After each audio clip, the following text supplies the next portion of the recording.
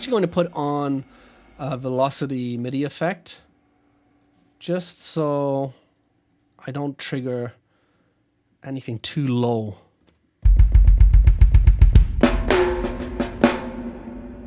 And I'm actually going to make sure that the highs don't go too high either.